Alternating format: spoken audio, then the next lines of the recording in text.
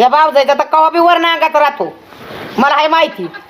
हे बघा तसं नाही, तुम्ही वेगळा अर्थ नका काढू. हं. पण आमचं म्हणणं एवढंच आहे, तुम्ही पोरीला त्रास नका देऊ. अहो गरज होती म्हणून दिला, वायफाट नाही दिला मी आता राज. कशी देऊ वायफाट ताराज? मला काय एवढं कळा ना का?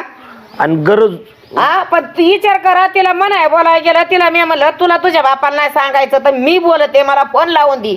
मग मी 2 शब्द बोलले असते काय, तुम्ही तिकडून सांगितलं नसतं का काय कमी जास्त? हिला काय गरज होती का नव्हती मग फोन लावून द्यायची? अहो तिने फोन नाही केला म्हणजे तिला माहिती आहे बापाची परिस्थिती सध्या खराब आहे.